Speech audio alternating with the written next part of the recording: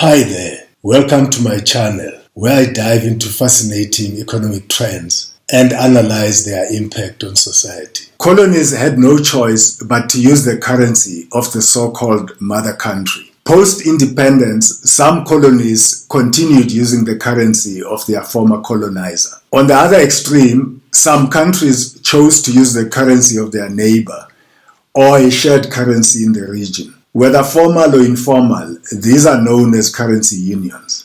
There have been many such currency unions throughout economic history. There are several that survive today, with the euro probably the most prominent. Others include the Eastern Caribbean Currency Union and the Common Monetary Area, which has metamorphosed several times in its history. So, what informs the decision to create a currency union?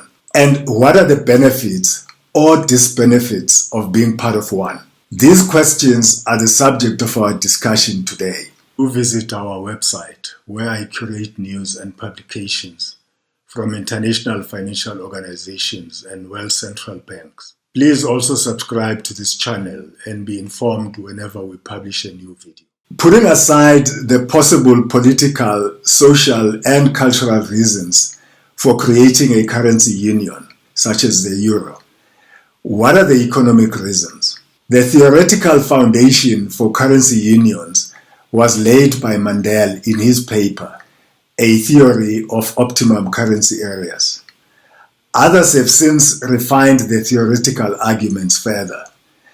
As the theory stands, according to Wikipedia, there are 4 reasons or criteria that need to be met for an optimum currency area.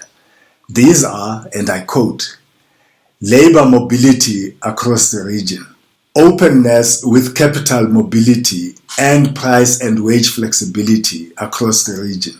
This is so that the market forces of supply and demand automatically distribute money and goods to where they are needed. In practice, this does not work perfectly as there is no true wage flexibility.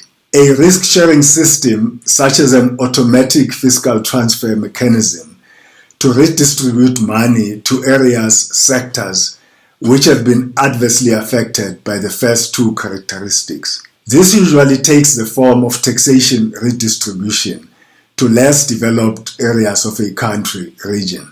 This policy, though theoretically accepted, is politically difficult to implement as the better off regions rarely give up their revenue easily. Participant countries have similar business cycles. When one country experiences a boom or recession, other countries in the union are likely to follow. This allows the shared central bank to promote growth in downturns and to contain inflation in booms. Should countries in a currency union have idiosyncratic business cycles, then optimal monetary policy may diverge, and union participants may be made worse off under a joint central bank, end quote.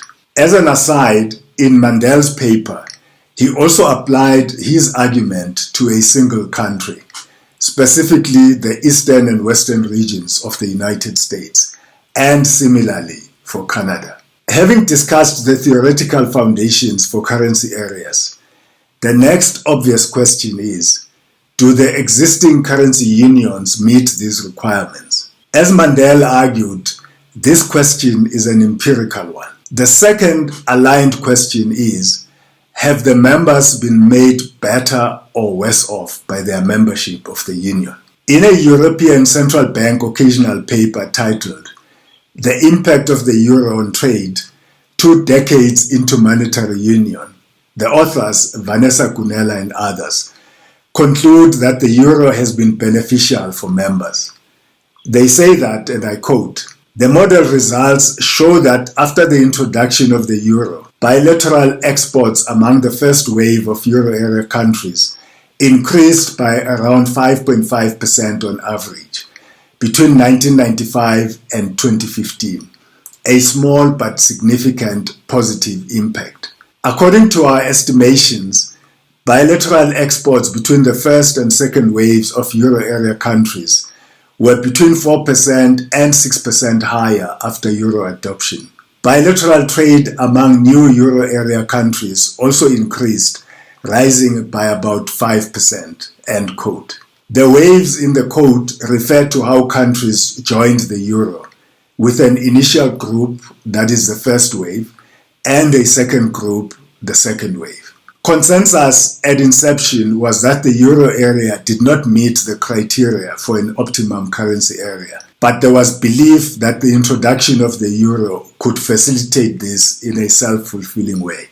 In answer to the question whether the euro area had progressed sufficiently to meet the criteria of an optimum currency area, Gunela and others in the paper mentioned before say this, and I quote, "To the extent that the euro facilitates the emergence of global value chains within the euro area, the economic and monetary union can indeed be considered a key factor reinforcing optimum currency area endogeneity. The process of integration into a common currency area has allowed firms in the euro area to efficiently set up cross-border production structures and hence increase their international competitiveness. This integration has contributed towards increasing business cycle synchronization in the euro area, as shocks are transmitted through production chains. In this sense, the euro area has come closer to being an optimum currency area, as described in the seminal paper by Mandel and subsequent literature." End quote. Next, I want to look at the Common Monetary Area, CMA. I have chosen this currency union because it has some peculiar characteristics, as we shall see shortly. The CMA consists of Lesotho, Namibia, South Africa, and Eswatini. Historically, in previous incarnations, it also included Botswana. While the CMA is recognized as a currency union, it, however, lacks some key aspects of a classical currency union. 1. The CMA does not have a single currency for the entire area. Through bilateral agreements between South Africa and each of the other members, each member has its own currency, but the currency of the bigger member, South Africa, is legal tender in the other countries, while the other currencies are only legal tender in their own countries. These currencies are pegged one-to-one to the ZAR. 2. There is no common central bank, while the South African Reserve Bank, SARB, performs the task as a de facto union central bank. 3. While there is factor mobility, there are restrictions governing the access of the smaller members to the mature capital and money markets of South Africa. 4. There is no mechanism for fiscal transfers. For all intents and purposes, therefore, this is not a union of equals, but South Africa has a monetary hegemony within the CMA. However, in an IMF working paper titled "The Common Monetary Area in Southern Africa, Shocks, Adjustments and Policy Challenges," Jian Yi Wang and others conclude, and I quote, "The current CMA arrangements, although not a full monetary union, have delivered many benefits of a full monetary union. Available data through end 2005 show that real GDP growth in the CMA as a whole has accelerated over the last 2 decades, and real income per capita in purchasing power parity terms has converged, the gap between the richest country, South Africa, and other member countries having narrowed. Thus, the CMA experience so far has provided affirmative answers to the 2 main objectives: the sustained economic development of the CMA as a whole and the advancement of the less developed members of the CMA. The CMA arrangements have facilitated regional integration. Inflation in the CMA has been lower than its neighbors in the SADC. Similarly, interest rates in the CMA are lower than in neighboring countries in Southern Africa." End quote. The SADC is a regional trade grouping including all countries in Southern Africa. Some concluding remarks.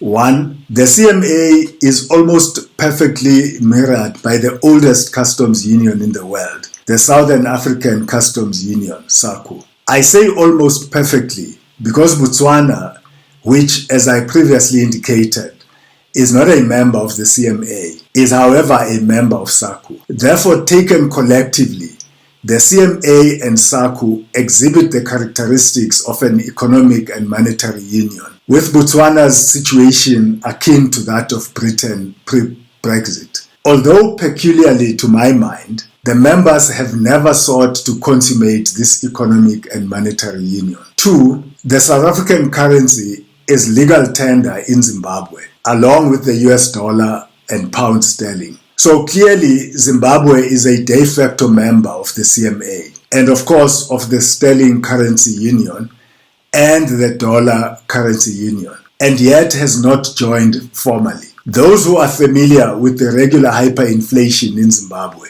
and the consequent loss of status of its currency, even among its citizens, would understand the clear benefits that Zimbabwe would reap from either formal adoption of the ZAR as its currency or a new CMA currency, and the discipline and credibility of the SARB or a new CMA central bank. 3. The introduction of a CBDC in South Africa that has no restrictions on foreigners holding it could exacerbate the effect of dollarization in the smaller members of the CMA.